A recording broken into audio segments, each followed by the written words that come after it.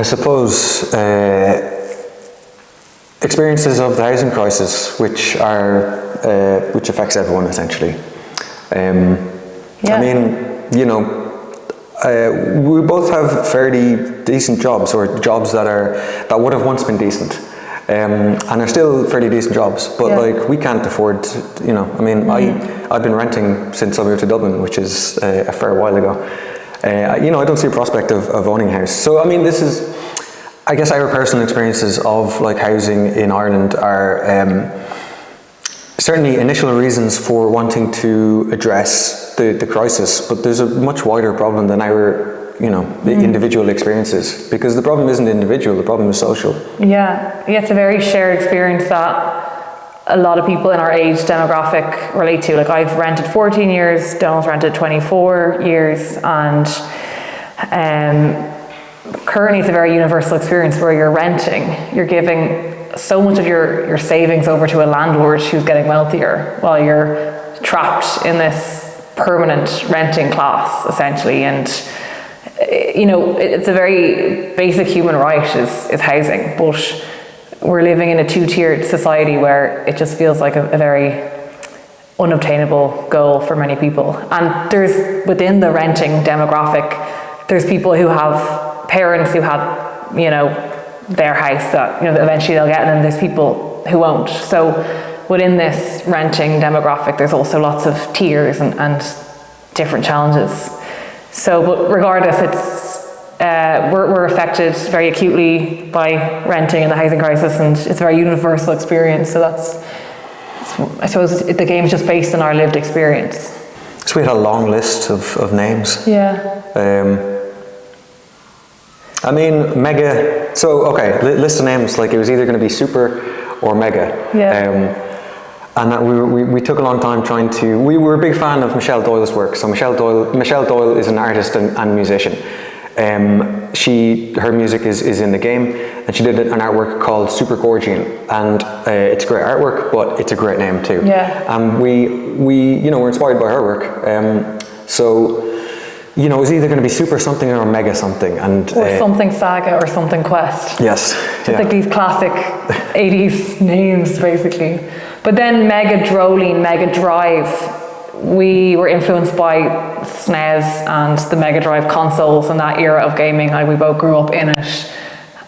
So Mega Dreoilín, like, it also had that synergy with the word Mega Drive, and it was a Mega Drive game essentially that we were attempting to make. And Dreoilín, I mean, it's kind of, there's a lot of bird themes going on, there's a lot of avian themes, but the wren, you know.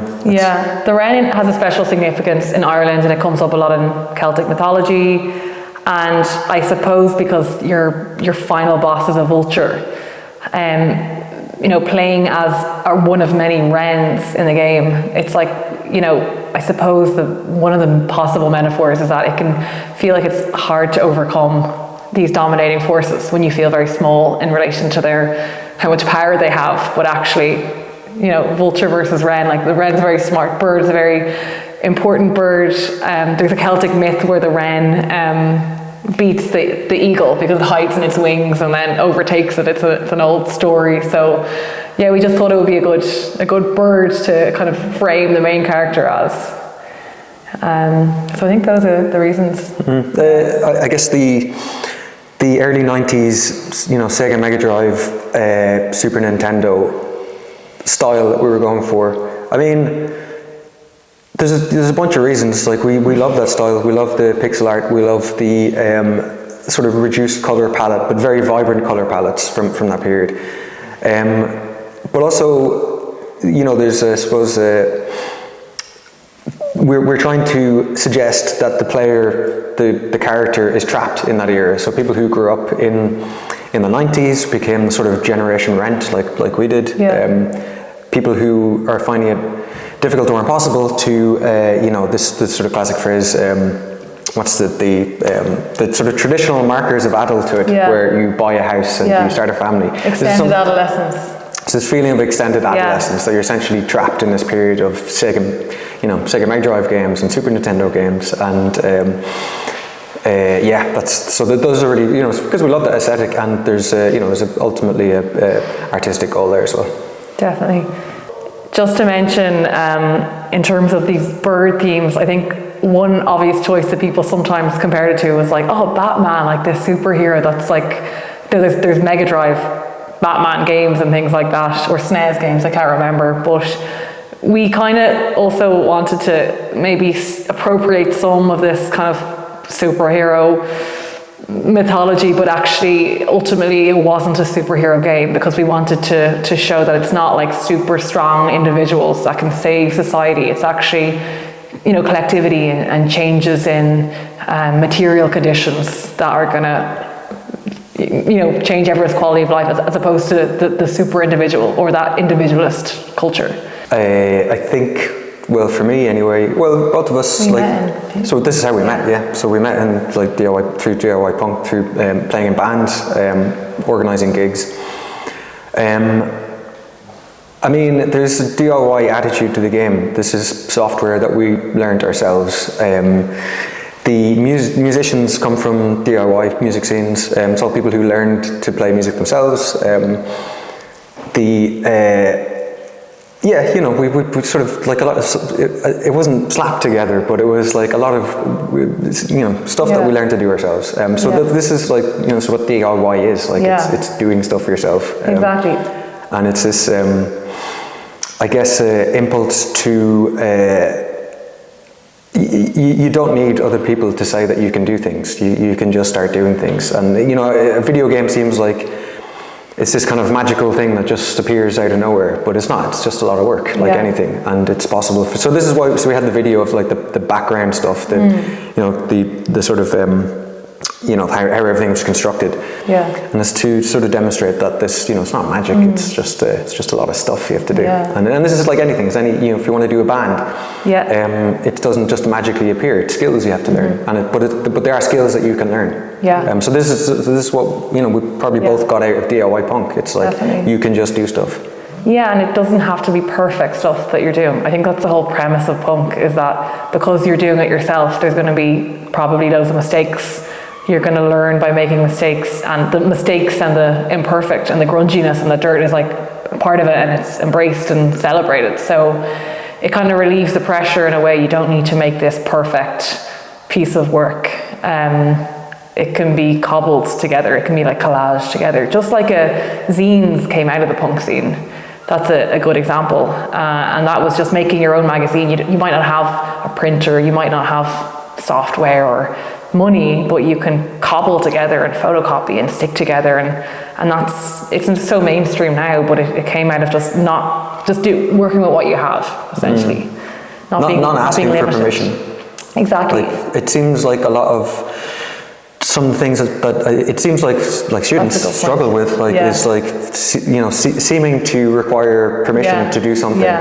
To do art or to do activism or to do direct action or anything. So this is you know, our whole experience through punk is like, you don't need that, you can just do it. Yeah, even with squatting or putting gigs in a public place or a tunnel, like you just get some gumption, I suppose, and you just kind of do it. And you need other people. You need other people, that's true. But just to go back to the squatting scene as well, like neither of us are currently squatting, but we've a lot of friends who are squatting at the minute, and it's a really interesting way of existing, because you kind of are opening up these buildings that are sometimes frozen in time, and you get to see different iterations of interiors and that kind of thing. And certainly with renting as well, when houses stagnate, the landlord doesn't do them up, the tenants don't do them up because they don't own the place. You kind of get a glimpse into the past, and we tried to reflect that in the exhibition space as well.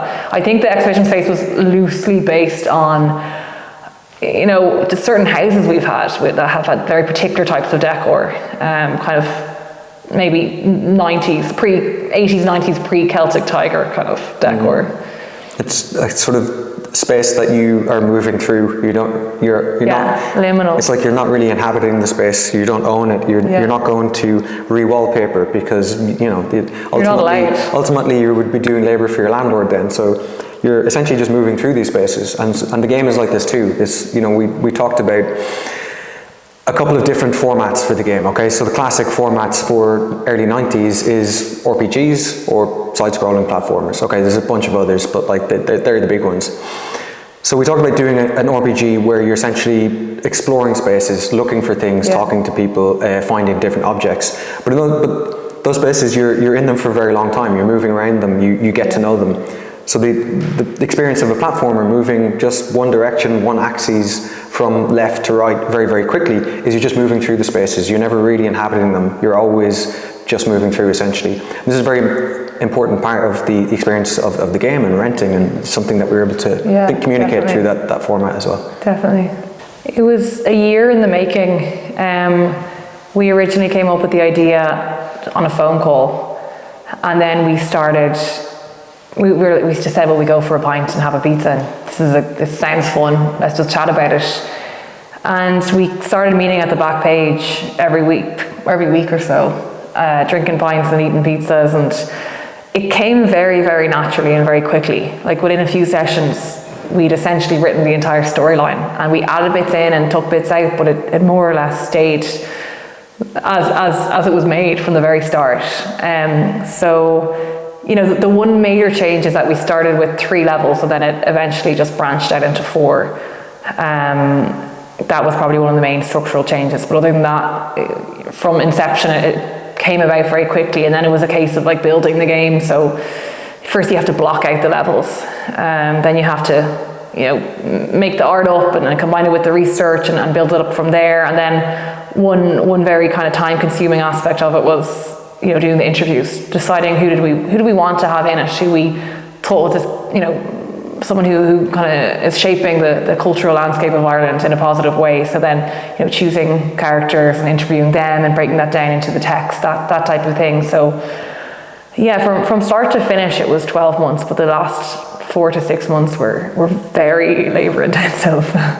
To be angry but not hopeless. Yeah, definitely. Because we're dealing with very serious topics, and often when you consume media that tells you about the housing crisis, it's very depressing, and it doesn't necessarily call you to action, but we definitely wanted to empower the player and kind of instill in them a sense of, you know, things can be changed, but change involves a lot of organisation and agitation and planning and collectivisation and all that. And one important premise of the game was, you know, there's 2 conversations with James Connolly in the game. The first, you talk to a statue, and then he appears in heaven as a kind of a godlike parental figure, essentially. But he tells you about how, you know, in the 1800s and before that, you know, Ireland was owned and ruled by a very small group of British landlords.